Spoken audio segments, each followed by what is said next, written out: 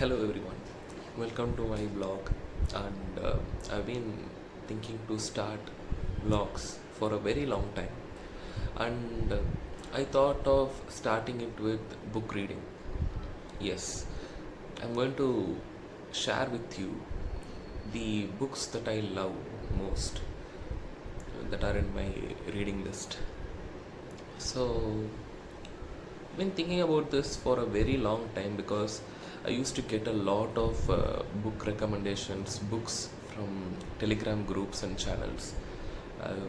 I was part of many Telegram philosophy discussion groups and channels, and lately I've been seeing people who read books also are not reading um, non-fiction. Even if they read non-fiction, they get into self-help books or like most popular ones. So um, I personally felt that there is no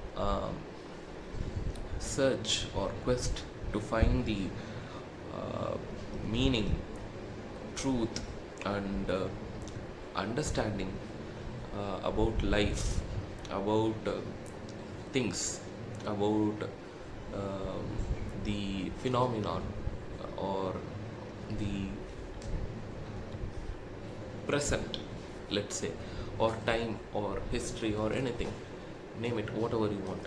So I thought of sharing um, or creating playlists of book series, and I hope to read 25 pages every day and upload it in the individual playlist. Yeah, so this book that I'm going to read now was suggested to me by one of my friends from internet. She's working under Reza Nagrastani in New Center for Research and Practice. She is studying under him, and she has a Telegram channel in which she talks about cybernetics, and she talks about philosophy, especially ontology and epistemology. I don't want to mention her name without her permission. So she suggested me this book when I was starting to work in my current organization on advanced, not I would say advanced, but um, somewhat in-depth deep learning research. So it was very, very, very insightful to talk with her to understand cybernetics, because I've been reading about cybernetics for past 1.5 years, I would say, and I have several books on cybernetics too. So yeah, without getting into much background, um, this is the book. I actually printed it. If it is mirror, then I'll try to do proper in edit, or I'll upload a separate picture of it. I'll read the name. So this is Autopoiesis and Cognition, the Realization of the Living. It was written by Humberto R. Maturana and Francisco J. Varela. It comes with a preface to Autopoiesis by Sir Stafford Beer. This was published by D. Reidel Publishing Company, Boston, USA, London, England. So, my journey into philosophy started back when I was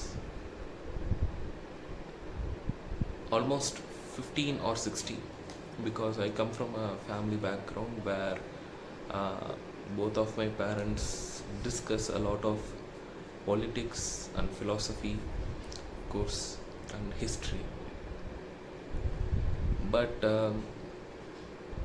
it was up to the level of regional politics and regional politics and uh, the philosophy of the region that I belong to. But later, around 17 and 18, my personal quest into uh, what exactly life is, what is death, and what's the purpose of life, what is the meaning of life, and all this kind of led me into deeper search into the realm of philosophy. Sorry if I'm pronouncing it wrong. This is my first vlog too. So yeah, so that we will discuss in the upcoming videos. Now, without much discussion, we'll go into the book. So I'll start reading from the editorial preface. Why I want to read this book is that this talks about the concept of poiesis. And when I read this book, I didn't complete this book fully. I could only complete till the first article of Maturana. This is too heavy. I kind of read the first article alone only once, and I was rereading it 8 to 9 times till half of the first article. Sorry again, I got a tripod and it is very near, so when I move my legs it kind of dashes, so pardon me. So poiesis is a very, very, very important concept that one should know, because a lot of people have a very shallow or very different understanding about what is life, what is love, and what is knowledge, and what is wisdom, and everything, right? And this kind of this is a kind of a topic which, to me personally, after 6 to 7 years into a lot of discussions, took me into a great valley of unlearning, and made me climb the steep of relearning about a lot of things, and it kind of changed my perspective on life and process and world, and literally everything, the being itself, the universe itself.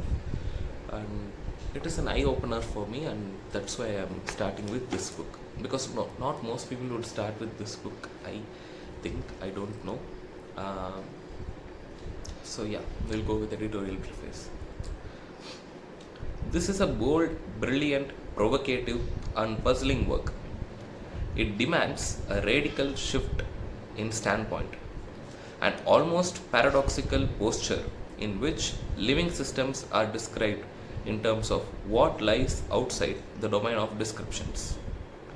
Professor Humberto Maturana, with his colleague Francisco Varela, have undertaken the construction of a systematic theoretical biology, which attempts to define living systems not as they are, objects of observation and description, nor even as in interacting systems, but as self-contained unities whose only reference is to themselves.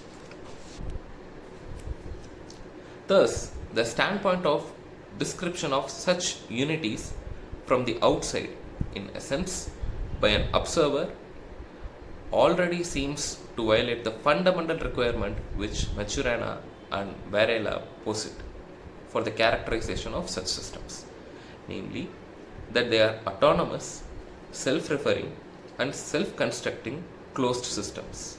In short, autopoietic systems, in their terms. This is very important line, because whole book, the two articles are about poiesis, autopoiesis, allopoiesis, and the theory of systems. The theory of systems as in the theory of you, me, our individual body parts, skin, the birds, the animals, the things around us, the environment, the whole earth and the whole solar system, anything that is being present and being. So yeah, I'm excited to read this because it still gives me chills when I think about it. So yeah, let's get back.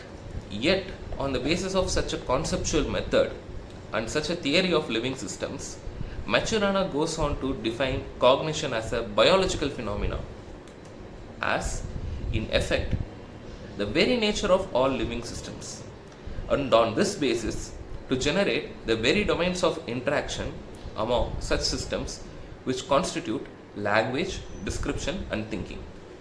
The radical shift in the standpoint here requires an imaginative leap and the abandonment at the outset of the standard characterizations of living systems in terms of function or purpose, or of organism environment relations, or of casual interactions with an external world, or even in terms of information, coding, and transmission. In effect, Maturana and Varela propose a theoretical biology which is topological, and a topology in which elements and their relations constitute a closed system, or more radically still, one which, from the point of view of the system itself, is entirely self-referential and has no outside Leibnizian for our day. The work demands and deserves careful reading. It is technical, formal, difficult, philosophical, and boldly imaginative. It is rigorously constructed, and insofar as it is a theoretical biology, it remains uncompromisingly abstract and formal. Yet it smells of the medical laboratory and of the working domain of the neurophysiologist, where the interpretation of the formal theory maps it into the domain of the nervous system. The insights and suggestions for further interpretation are exciting indeed, and we expect nothing less here and to come. Maturana is perhaps best known to the philosopher and the scientific non-specialist as a co-author of the classic 1959 paper What the Frog's Eye Tells the Frog's Brain with Letwin, McCullough and Pitts. Since then, he has worked on the anatomy and neurophysiology of vision, especially on color vision. He has also been teaching medical students. The problems and puzzles which emerged in his research and teaching led Maturana to develop a distinctively alternative theoretical framework in order to answer the questions: what is a living system and what is cognition? The consequence of his investigations and of his construction of living systems as self-making, self-referring autonomous unities is that he discovered that the two questions have common answer. He writes, living systems are cognitive systems, and living as a process is a process of cognition. We are very pleased to introduce this major theoretical work in Boston Studies in the Philosophy of Science. The integration of biological theory, formal construction, epistemology, and further Maturana's suggestion of the nature of interacting systems as a kind of biological sociology, and his sketch of the ethical implications of such a construction all mark these two studies as among the most original attempts at a systemic biology in decades, and as a profoundly philosophical work. This was written by Robert S. Cohen, Max W. Wartowski as preface. Now we will get into the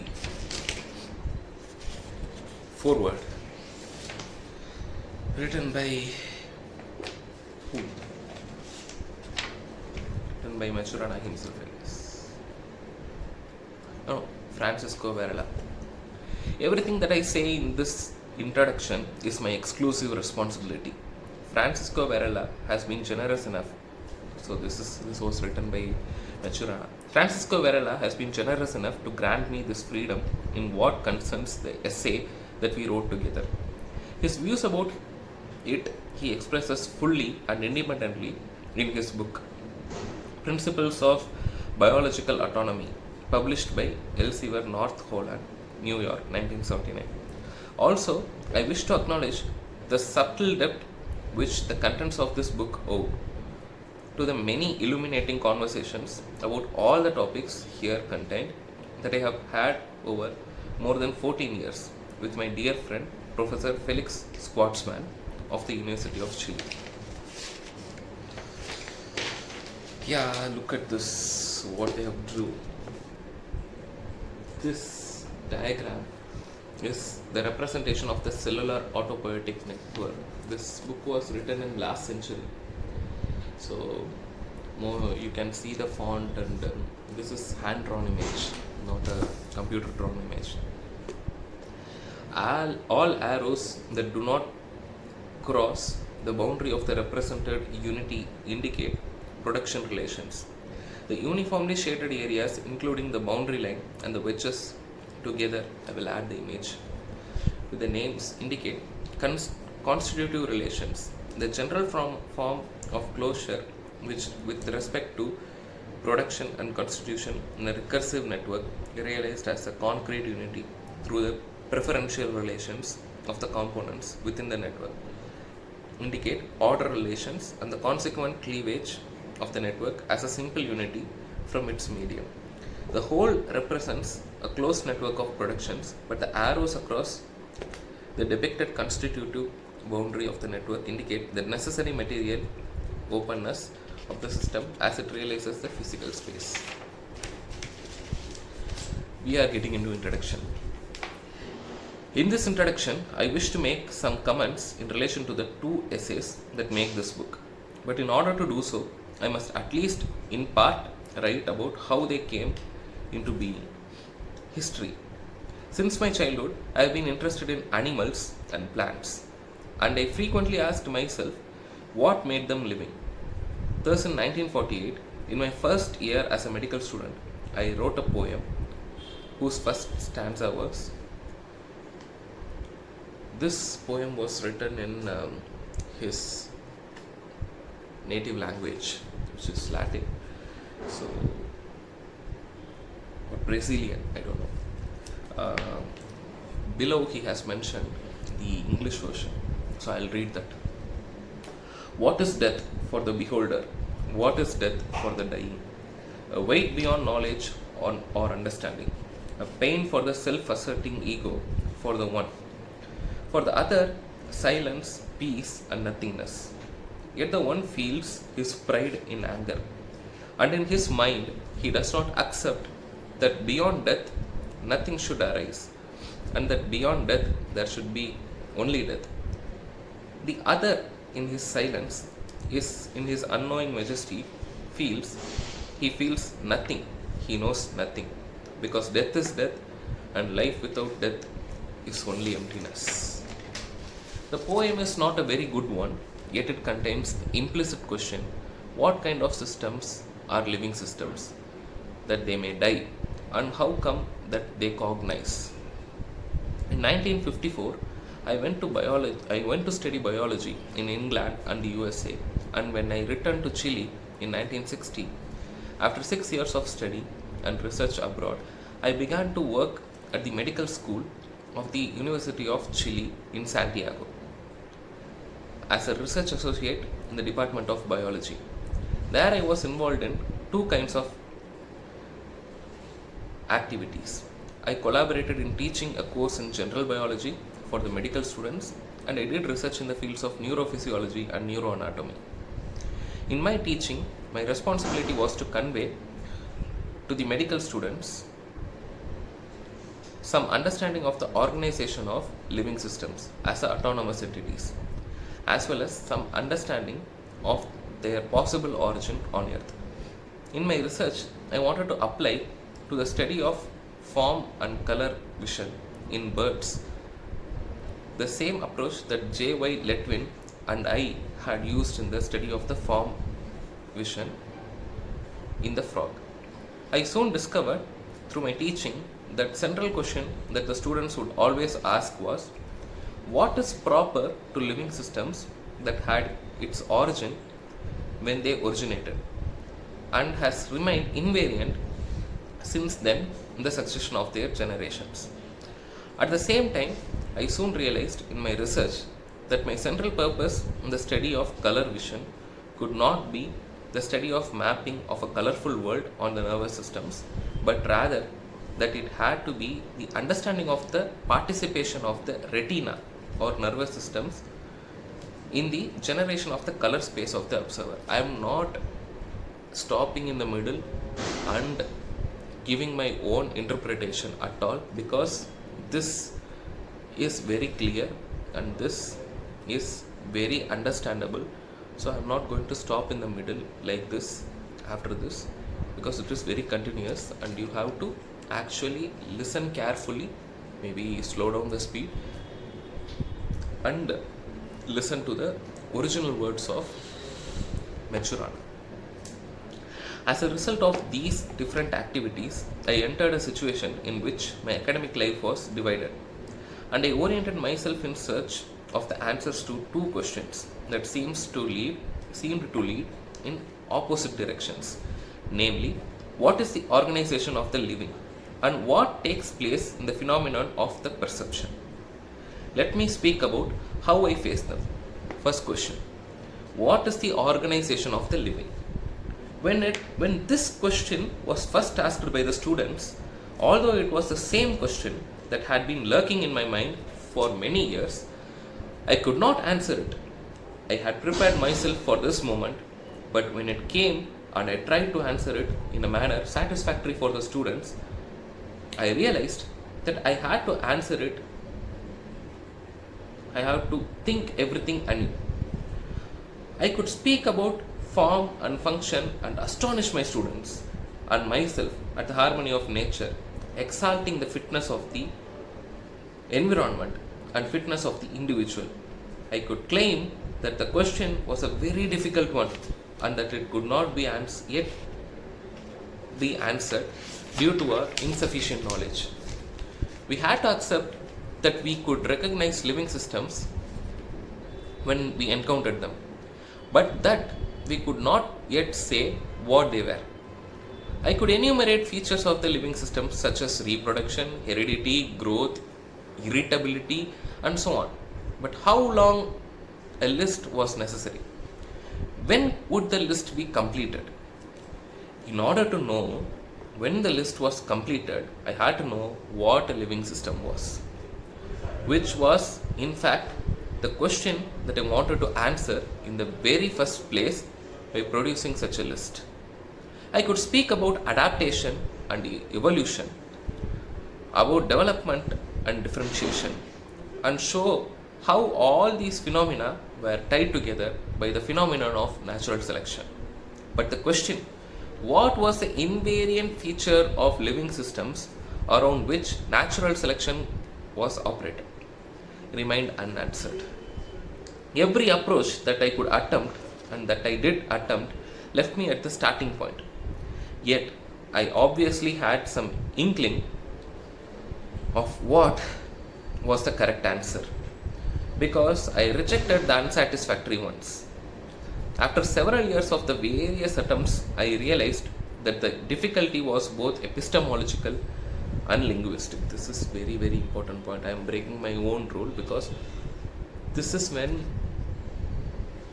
I understood why language matters, and at the same time why language is just another dummy, be it any language, and why one should not base his or her or their opinion purely upon language or the way they express. It is not what the way they express, but what they express and what made that expression, because what they have perceived made that expression, and what and how they have perceived is the important thing. And this kind of also explains why Varela told don't get into the attachments such as language, based on language or race or linguistics, etc. There have been so many people like through Allure who also told to like get out of such attachments. And coming back, and that both my wife and my old professor J.C. Young were right. One can only say with a given language what the language permits. I had to stop looking at the living systems as open systems defined in an environment, and I needed a language that would permit me to describe an autonomous system in a manner that retained autonomy as a feature of the system or entity specified by the description. In other words, any attempt to characterize living systems with notions of purpose or function was doomed to fail, because these notions are intrinsically referential and cannot be operationally used to characterize any system as an autonomous entity. Therefore, notions of purpose, goal, use, or function had to be rejected, but initially I did not know how. Accordingly, I tried in my lectures several approaches in order to find a way of speaking about living systems in a manner that would grasp their autonomy as a phenomenon of their operation as a unitary systems. Thus, eventually, I made a distinction between what I called self-referred and allo-referred systems, a distinction that separated systems that could only be characterized with reference to themselves, such as living systems, from systems that could only be characterized with reference to a context. I did this in order to emphasize that whatever took place in living systems as living systems took place as necessarily and constitutively determined in relation to themselves, because their being defined as unities through self-reference was their manner of autonomy, and that whatever took place in other systems took place as constitutively determined in relation to the context with respect to which they were defined as unities. This way of speaking was not fully satisfactory, but led me to realize that what was indeed needed was the characterization of a kind of system which, if allowed to operate, would operate in a manner indistinguishable from the operation of the living systems, and that one should do so using only neighborhood relations realized through the properties of the components of the system. It was with such aim that I spoke for the first time in 1969 of living systems as systems defined as unities through basic circularity of their production, of their components. Second question: what takes place in phenomenon of perception? When Jerry Y. Letwin and I wrote our several articles on frog vision, he wrote it with Letwin, J.Y., Humberto Maturana himself, and Mekula Pitts. Maturana, along with Letwin and Mekula Pitts, wrote this on 1959 and 1960. We did it with the implicit assumption that we were handling a clearly defined cognitive situation. There was an objective, absolute reality external to the animal and independent of it, not determined by it, which it could perceive, cognize, and the animal could use the information obtained in its perception to compute a behavior adequate to the perceived situation.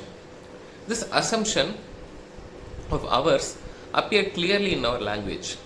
We described the various kinds of retinal ganglion cells as feature detectors, and we spoke about the detection of prey and enemy.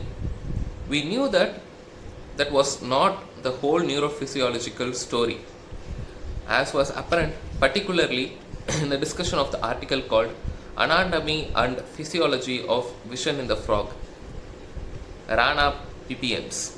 But even there, the epistemology that guided our thinking and writing was that of an objective reality independent of the observer. Thus, when Sammy, Frank, and I began to work with PGNs in 1961, first studying form vision. We approached that study with the same fundamental view. No problem arose then, and without any difficulty, we could characterize many classes of retinal ganglion cells. Yet, when Gabriela Uribe joined us and we in fact began to study color vision in 1964, it soon became apparent to us that the approach leads to deep trouble. Neurophysiologically, we did not see anything fundamentally different from what other scholars had already seen. We found the classic type of ganglion cells with separate, concentric, or overlapping opponent spectral preferences. But we also found although the geometry of the receptive fields of the ganglion cells with opponent spectral preferences had nothing to do with the geometry of the visual object, the geometry of the visual object had to do with the response of those cells.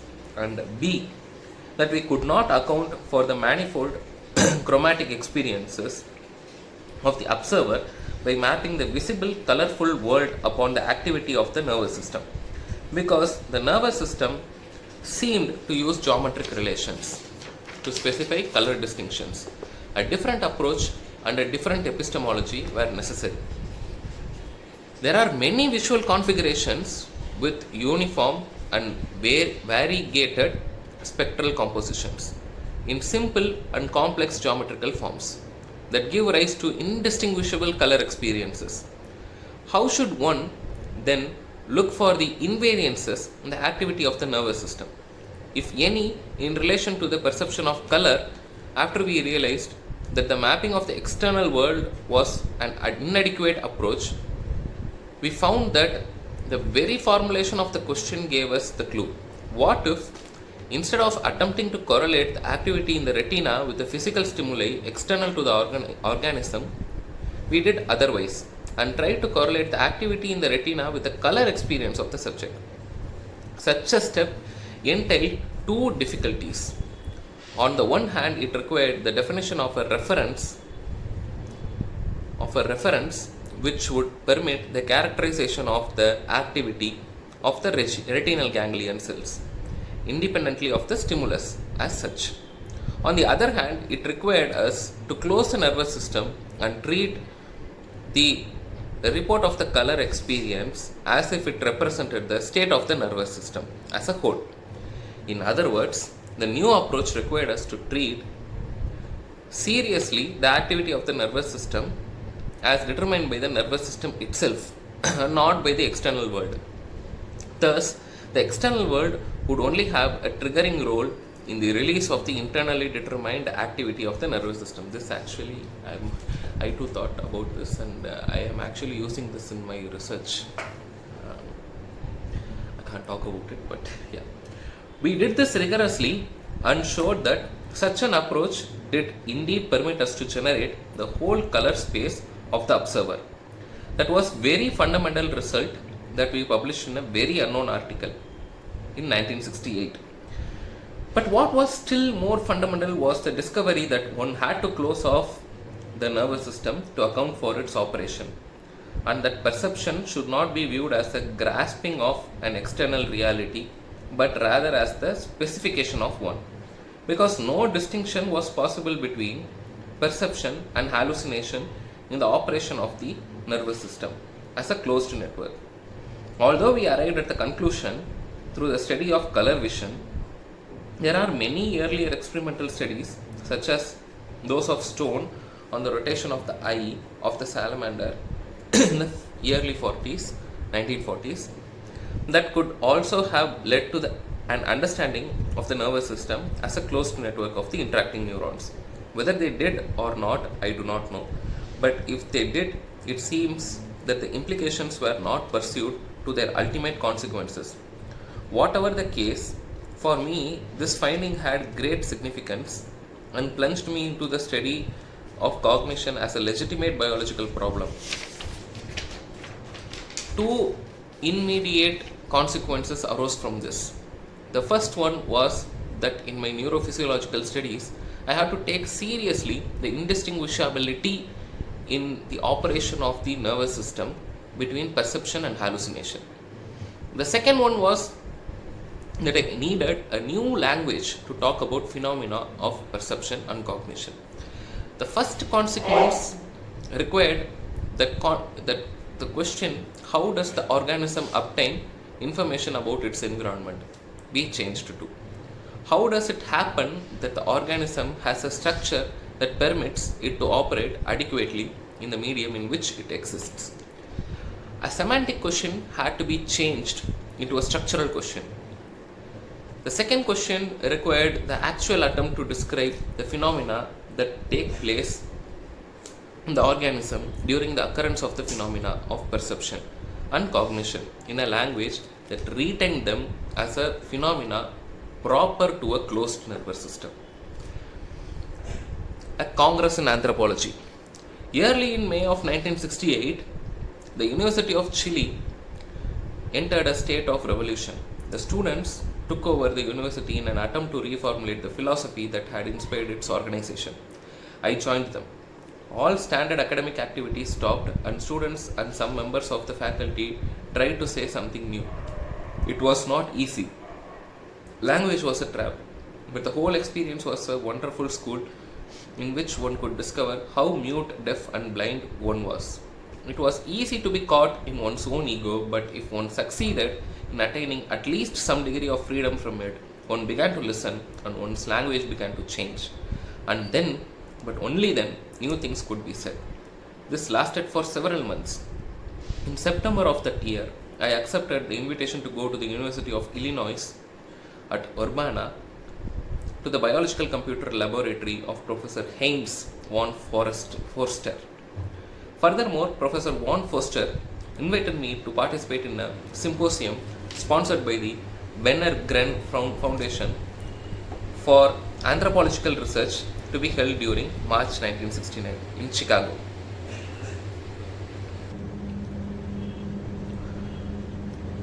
So, anthropological research to be held during March 1969 in Chicago with the purpose of considering the anthropology of cognition. The invitation was to speak on the state of the art of the neurophysiology of cognition. I accepted this invitation and decided not to speak about neuronal circuits, nerve impulses, or synapses, but rather I decided to consider what should take place in the organism during cognition by considering cognition as a biological phenomenon. In doing this, I found that my two apparently contradictory academic activities were not contradictory and that they were in fact addressed to the same phenomenon, cognition and the operation of the living system. Its nervous system included when present were the same thing. From this understanding, the essay Biology of Cognition arose as an expansion of my presentation in the symposium. The word autopoiesis. The second essay included in this book was written in 1972 as an expansion of the section on living systems in the biology of cognition. The writing of this essay was in fact triggered by a conversation that Francisco Varela and I had, in which he said, if indeed the circular organization is sufficient to characterize living systems as unities, then one should be able to put it in more formal terms. I agreed, but said that a formalization could only come after a complete linguistic description, and we immediately began to work on the complete description. Yet we were unhappy with the expression circular organization, and we wanted a word that would be itself convey the central feature of the organization of the living, which is autonomy. It was in these circumstances that one day, while talking with a friend, Jos Bulnes, about an essay on Don Quixote de la Mancha, in which he analyzed Don Quixote's dilemma of whether to follow the path of arms, praxis, action, or the path of letters, poiesis, creation, production. And his eventual choice of the path was of praxis, deferring any attempt at poiesis I understood for the first time the power of the word poiesis and invented the word that we needed, autopoiesis. This was a word without a history, a word that would directly mean what takes place in the dynamics of the autonomy proper to living systems. Curiously, but not surprisingly, the invention of this word proved of great value. It simplified enormously the task of talking about the organization of the living without falling into the always gaping trap of not saying anything new because the language does not permit it.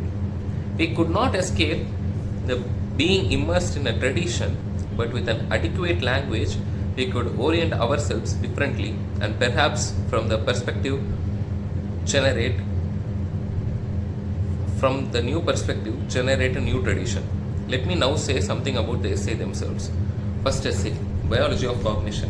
When I wrote this essay, I did not yet have the word autopoiesis, nor had I come to the more formal expression of the living organization even in the next essay. Yet, these shortcomings do not detract from what is said because the basic relations embodied in the notion of autopoiesis are fully implied. Although cumbersomely said, by the expressions such as circular organization and self-referential systems. Furthermore, when I wrote the essay, I decided not to make any concession to existing notions that I consider inadequate or misleading, even if this seemed to make the text particularly obscure. However, I made a concession which I have always regretted. I submitted to the pressure of my friends and talked about casual relations when speaking about the circular organization of living systems. To do this was both inadequate and misleading. It was inadequate because the notion of causality is a notion that pertains to the domain of descriptions, and as such, it is relevant only in the metadomain in which the observer makes his commentaries and cannot be deemed to be operative in the phenomenal domain. The object of the description. It was misleading because it obscured the actual appreciation of the sufficiency of the notion of property as defined by the distinctive operation performed by the observer when specifying a unity. For the description of the phenomenal domains generated by the specified unities. It was misleading because it obscured the understanding of the dependency of the identity of the unity on the distinctive operation that specified it. It was misleading because it obscured both the understanding of the phenomenal domains as determined by the properties of the unities that generate them, and the non-intersection of the phenomenal domains generated by the operation of a composite unity as a simple unity in a medium and by the operation of its components as components. There is nothing else that I wish to add as a commentary to this essay. It is a cosmology and as such it is complete. Finally, I wish to say that I find it pervading my views and understanding of everything. In a sense, it has been my way to transcendental experience, to the discovery that matter, metaphorically speaking, is the creation of the spirit, the mode of existence of the observer in a domain of discourse, and that the spirit is the creation of the matter it creates. This is not a paradox, but it is the expression of our existence in a domain. This is not a paradox, but it is the expression of our existence in a domain of cognition, in which the content of cognition is cognition itself. Beyond that, nothing can be said. Second article, Autopoiesis. This article was written as an expression of 2 pages of the biology of cognition in an attempt to show that autopoiesis is necessary and sufficient to characterize the organization of living systems, and that given the proper historical contingencies, one can derive all the biological phenomenology from the characterization of living systems as autopoietic systems, the physical space. Notions of purpose, function, or goal are unnecessary and misleading. This the essay does, and in this respect, no commentary is needed. The essay stands by itself. Yet, when we wrote it, we were just beginning to realize the fundamental distinction between organization and structure. And we do not separate the terms with complete rigor. Also, because it was not written under the supposition that the reader has had read the biology of cognition, the essay is not fully clear concerning the validity of the statement. Everything said is said by an observer in relation to the distinction between characterization and description of a system. I shall make some comments about these themes: unity, organization, and structure. Unity, the basic cognitive operation that we perform as observers, is the operation of distinction. By means of the operation, we specify a unity as an entity distinct from a background, characterize both unity and background with the properties with which this operation endows them, and specify their separability. A unity thus specified is a simple unity that defines through its properties the space in which it exists and the phenomenal domain which it may generate in its interactions with other unities. If we recursively apply the operation of distinction to a unity so that we distinguish components in it, we respectify it as a composite unity that exists in the space that its components define, because it is through the specified properties of its components that we observers distinguish it. Yet we can always treat a composite unity as a simple unity that does not exist in the space of its components, but which exists in a space that it defines through the properties that characterize it as a simple unity. Accordingly, if an autopoietic system is treated as a composite unity, it exists in the space defined by its components, but if it is treated as a simple unity, the distinctions that specify it as a simple unity characterize its properties as a simple unity and define the space in which it exists as a simple unity. Organization and structure. The relations between components that define a composite unity system as a composite unity of a particular kind constitute its organization. In this definition of organization, the components are viewed only in relation to their participation in the constitution of the unity whole that they integrate. This is why nothing is said in it about the properties that the components of a particular unity may have other than those required by the realization of the organization of the unity. The actual components, all their properties included, and the actual relations holding between them that concretely realize a system as a particular member of the class, kind of composite unities to which it belongs by its organization, constitute its structure. Therefore, the organization of a system as a set of relation between its components that define it as a system of a particular class is a subset of the relations included in its structure. It follows that any given organization may be realized through many different structures, and the different subsets of relations included in the structure of a given entity may be abstracted by an observer or its operational equivalent as organizations that define different classes of composite unities.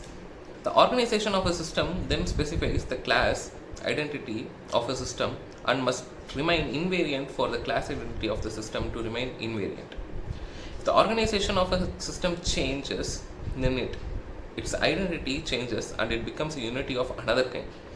Yet since a particular organization can be realized by systems with otherwise different structures, the identity of a system may stay invariant while its structure changes within limits determined by its organization. If these limits are overstepped, that is, if the structure of the system changes so that its organization cannot anymore be realized, the system loses its identity and the entity becomes something else, a unity defined by another organization. It is apparent that only a composite unity has structure and organization, a simple unity does not. A simple unity only has the properties with which it is endowed by the operations of distinction through which it becomes separated from a background. It is also apparent that as soon as a composite unity is treated as a simple unity, any question about the origin of its properties becomes inadequate because the properties of a simple unity are given through its distinction as a simple unity. It is also apparent that although the properties of a composite unity as a simple unity arise from its organization, they are realized through the properties of its components.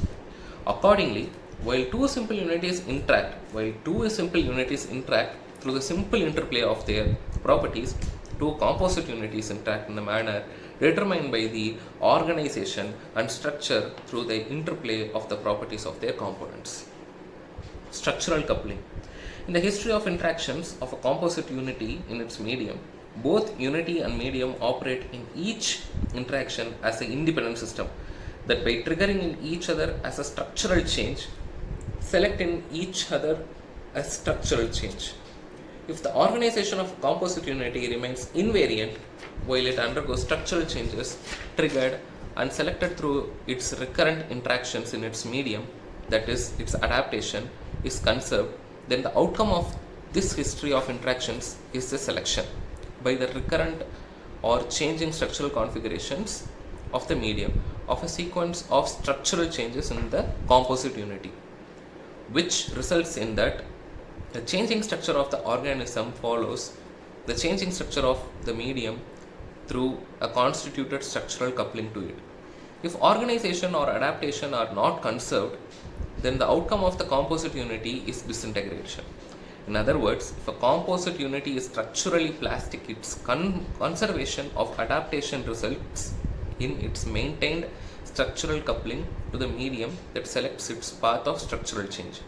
In this process, the configuration of constitutive relations that remain invariant in the adapted composite unity determines the matrix of possible perturbations that the composite unity admits at any instant, and hence operates as a reference for the selection of the path of structural changes that takes place in its history of interactions.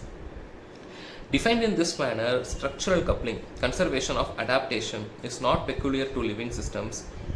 It is a phenomenon that takes place whenever a plastic composite unity undergoes recurrent interactions with structural change but without loss of organization, which may follow any changing or recurrent structural configuration of its domain of interactions, medium. Therefore, all that is unique with respect to adaptation in living systems is that in them the autopoietic organization constitutes the invariant configuration of relations around which the selection of their structural change takes place during the history of interactions. Epistemology. As soon as a unity is specified, a phenomenal domain is defined. Accordingly, if a composite unity operates as a simple unity, it operates in a phenomenal domain that it defines as a simple unity that is necessarily different from the phenomenal domain in which its components operate.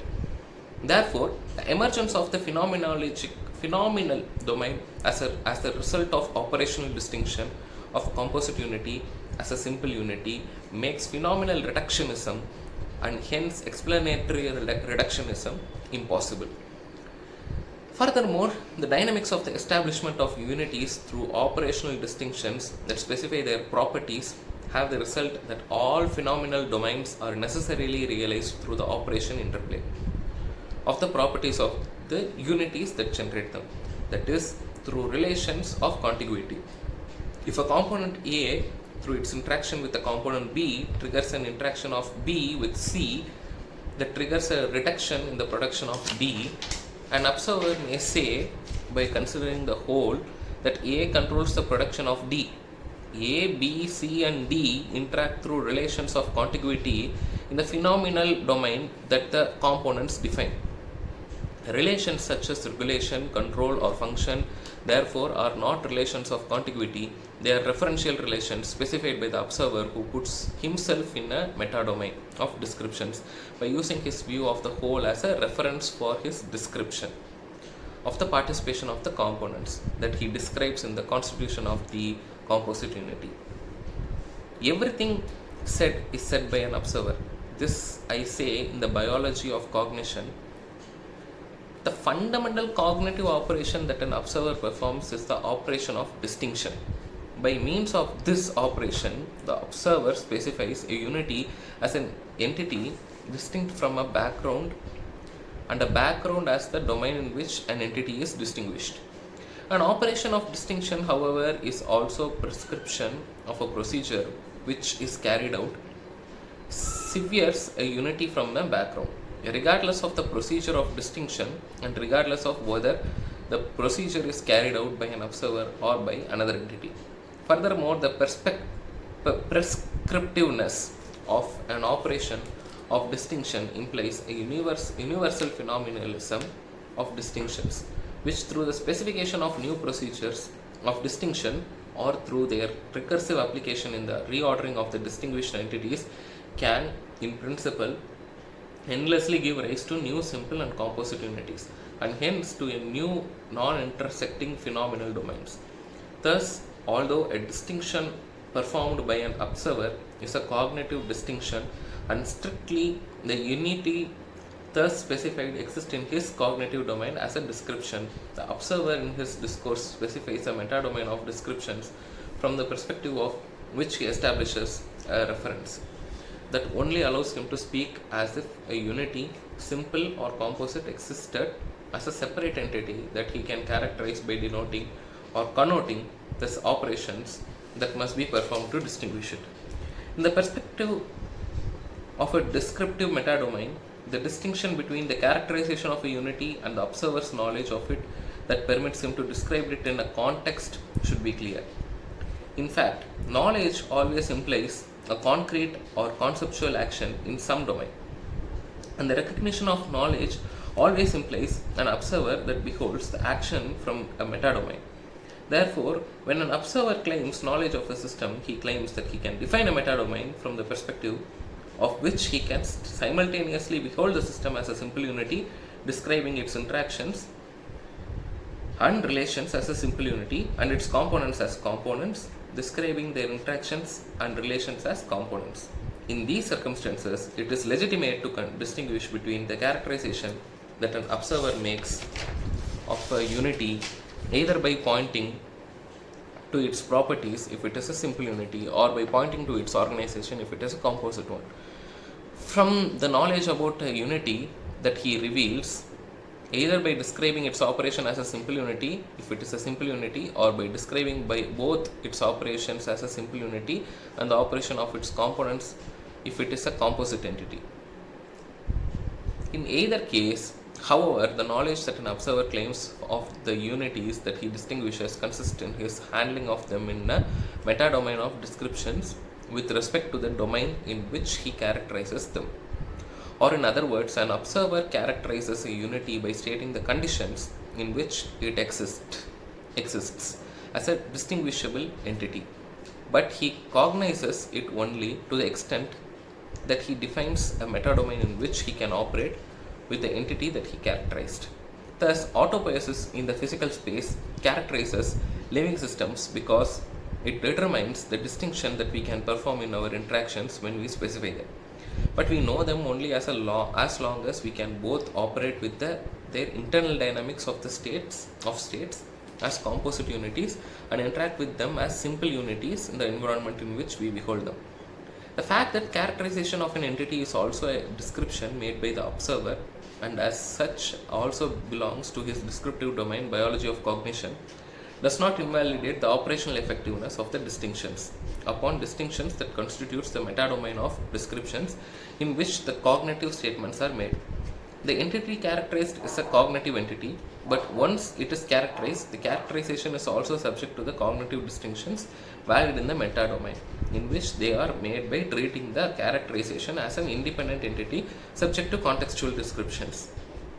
Therefore, the complementarities, system or environment, autonomy or control, totality or composition, etc., are complementaries only in our cognition of a system that we observe in a context that allows us to establish such relations. But they are not constitutive features of the referred system because they do not participate in its constitution through the interplay of the properties of its components. Accordingly, that one should not be able to account for or deduce all actual biological phenomena from the notion of autopoiesis without resorting to historical contingencies is not a shortcoming of such a notion. On the contrary, it is to be expected because the notion of autopoiesis only characterizes living systems as autonomous entities that can be distinguished as composite unities realized through neighborhood relations. Finally, I would like to add some sociological and ethical comments that I consider follow from the understanding of the autopoietic organization of living systems. The essay on autopoiesis was supposed to have a second appendix on social and ethical implications. This appendix, however, was never included because Francisco Varela and I never agreed about its contents. Now I shall use the privilege that I have by writing this introduction in order to present the notions that I would have included in that appendix. Society and ethics. The central feature of human existence is its occurrence in a linguistic cognitive domain. This domain is constitutively social. Yet, what is a social system? How is a social system characterized? How do living systems in general and human beings in particular participate in the constitution of the social system that they integrate? The answer to these questions are central for the understanding of social dynamics and process of social change. The following considerations state the essence of my answers to these questions. 1. It is apparent that natural social systems, as systems constituted by living systems, require these for the actual realization. What is not apparent, however, is the extent to which the coupling of living systems in the integration of a social system entails the realization of their autopoiesis. If the realization of a social system were to entail the autopoiesis of its components, then the realization of the autopoiesis of the components of a social system would be intrinsically indispensable and constitutive of its operation as such and not a mere contingency. Accordingly, any particular feature, cultural or otherwise, of the manner in which the autopoiesis of the components is realized and their individuality and autonomy is restricted would be a feature of the peculiar social system, society in question, and not intrinsic to it as a social system. If, however, the autopoiesis of the components of a natural social system were not involved in its constitution, because the relations that define a system as a social do not entail them, then the autopoiesis of the components and hence their autonomy and individuality would be intrinsically dispensable. Number 2. The question, what is a social system, cannot be answered by simply describing a particular one because we do not know the significant relations that we must abstract when characterizing its organization. The question must be answered by proposing a system which is allowed to operate would generate a phenomenal domain indistinguishable from the phenomenal domain proper to a natural social system. Accordingly, I propose that a collection of autopoietic systems that through the realization of the autopoiesis interact with each other, constituting and integrating a system that operates as as a medium in which they realize their autopoiesis is indistinguishable from natural social system. Or in other words, I propose that the relations stated above characterize the organization of social system as a system, and that all the phenomena proper to social systems arise from this organization. If one accepts this proposition, and I shall henceforth proceed as if it were accepted, then one has to accept the following implications. Point 1. The realization of autopoiesis of the components of a social system is constitutive to the realization of the social system itself. This cannot be ignored in any consideration about the operation of a social system without negating it. 2. A collection of living systems integrating a composite unity through relations that do not involve their autopoiesis is not a social system, and the phenomena proper to its operation as such a composite unity are not social phenomena. Since the operational coupling of an organism integrating a composite unity does not necessarily involve all its properties, an observer may see an organism as integrating simultaneously several composite unities that may or may not be social systems. 3. The structure of a society as a particular social system is determined both by the structure of its autopoietic components and by the actual relations that hold between them while they integrated. Therefore, the domain of social phenomena, defined as the domain of the interactions and the relations that an observer sees taking place between these components of a society result from the autopoietic operation of the components of the society while they realize it in the interplay of their properties. 4. In a society, at any instance of observation, the structures of the components determine the properties of the components. The properties of the components realize the structure of the society, and the structure of the society operates as a selector of the structure of its components by being a medium in which they realize their ontogeny. 5. An autopoietic system participates in the constitution of a social system only to the extent that it participates in it. That is, only as it realizes the relations proper to a component of the social system. Accordingly, in principle, an autopoietic system may enter or leave a social system at any moment by just satisfying or not satisfying the proper relations, and may not participate simultaneously or in succession in many different ones. In what follows, I shall pursue the consequences of these notions, and whenever I speak of a social system or of a society as a social system of a particular kind, I speak of a system defined as a system by the organization proposed above. So, from third point onwards, it goes to page number 26. I shall cover it in the next video. Next video, I will cover 25 more pages.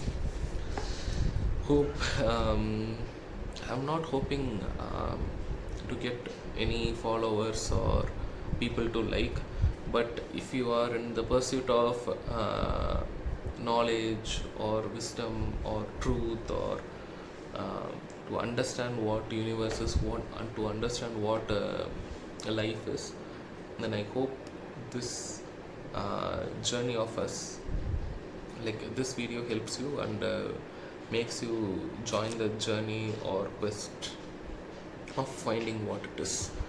And through your interactions, through your questions, I may